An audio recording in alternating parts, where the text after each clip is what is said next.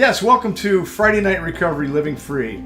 We're coming to you remote tonight with the COVID-19 thing going on. This is Roger McDermott. I wanted to welcome you and let you know that we're going to have a little music from Van, and then we're going to hear DJ's experience, strength, and hope as a result of the 12 Steps of Alcoholics Anonymous. So God bless you.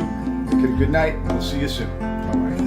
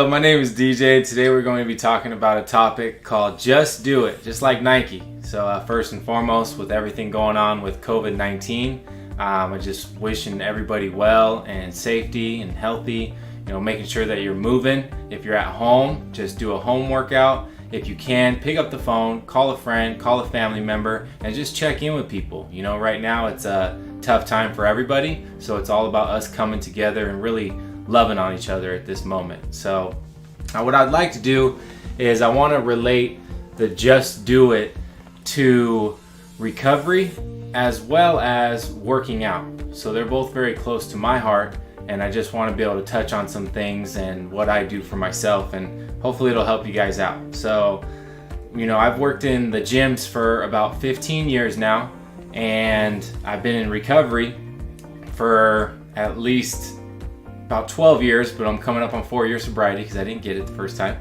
But so with the gyms, when people come in for the first time, they want to get started on a workout program. They want to be able to lose weight or gain muscle or drop body fat percentage, but they don't know how to do it.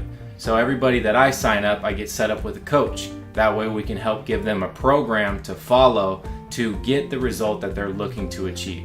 So now it's the same thing with recovery. When you first go into AA, you need to get a sponsor, have somebody to be accountable to, and have somebody outline the program for you of how it works so you can achieve the result that you're looking to achieve. So for me, working out and recovery kind of go hand in hand. What I want to touch on is, for myself, I just want to talk about my personal story.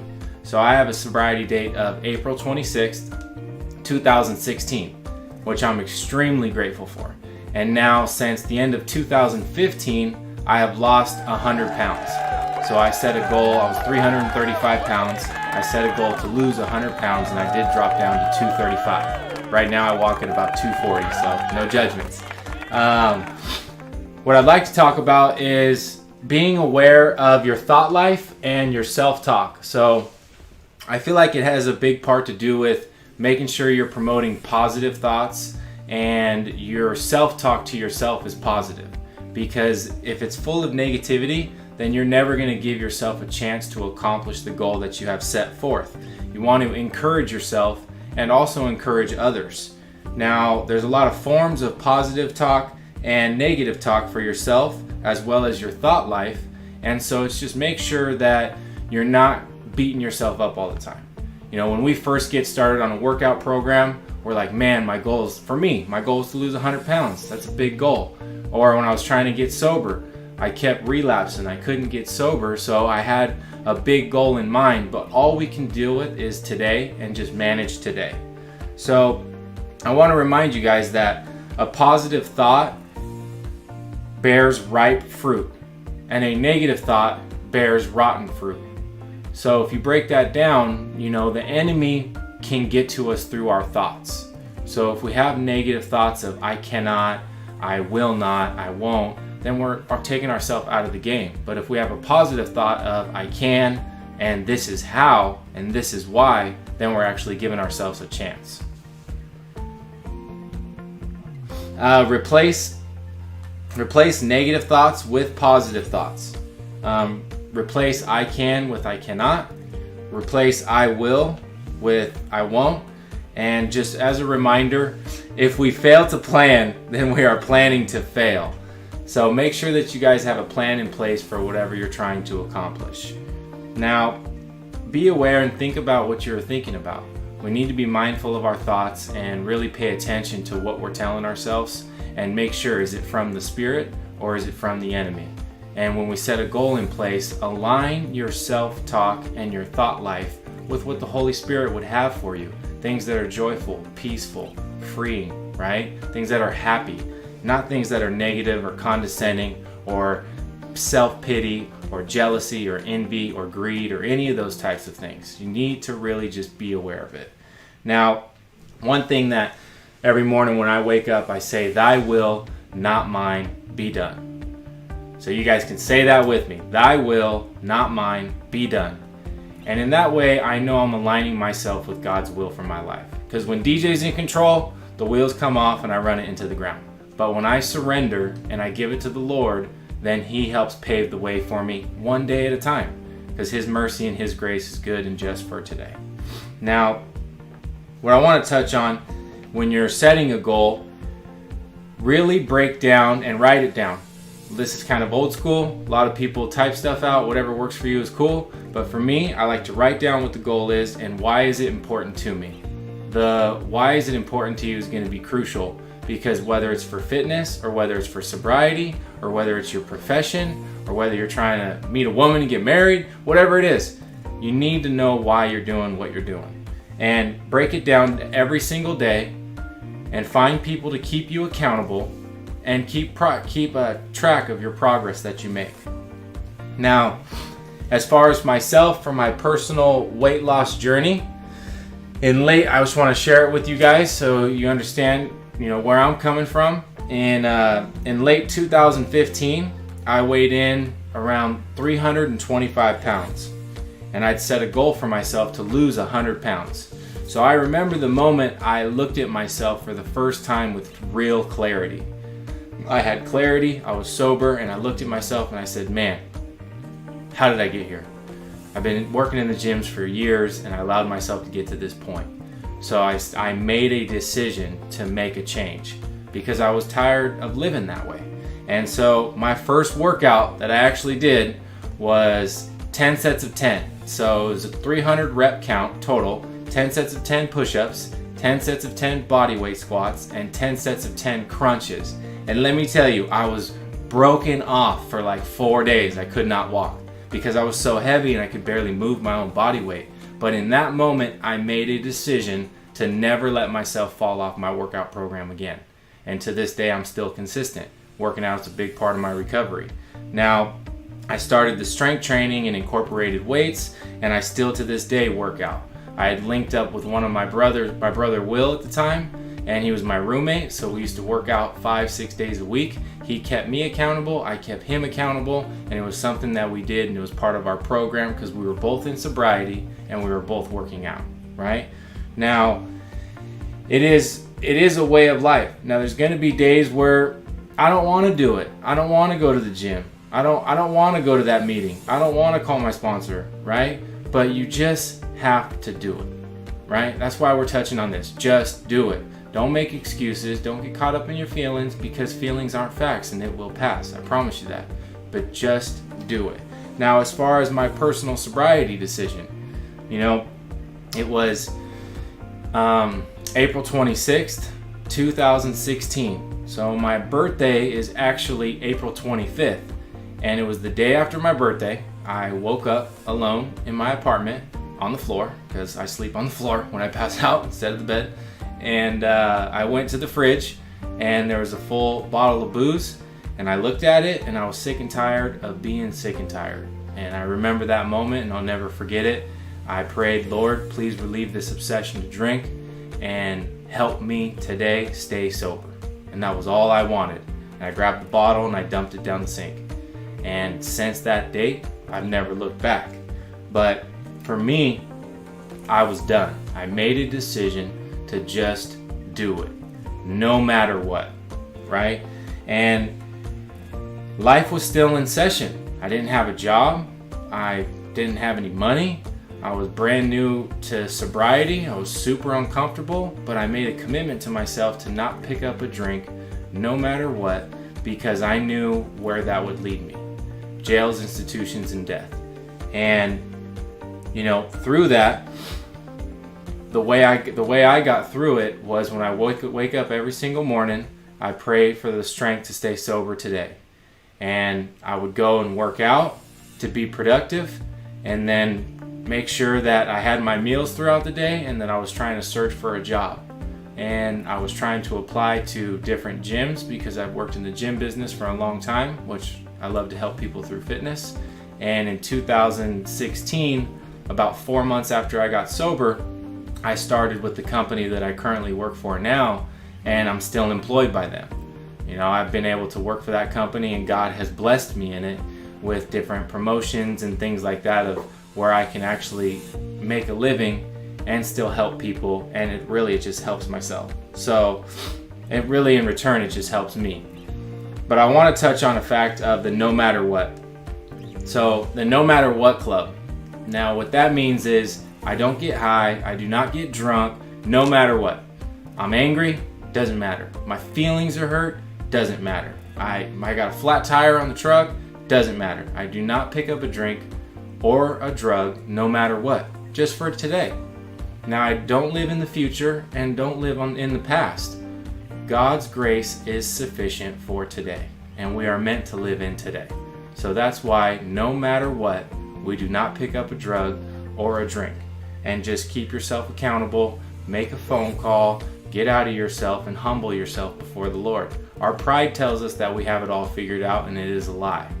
We need to humble ourselves before the Lord, understand that we don't know what we don't know, and ask questions for help and direction. Now, another thing that I would like to touch on that's helped me out a lot is an attitude of gratitude.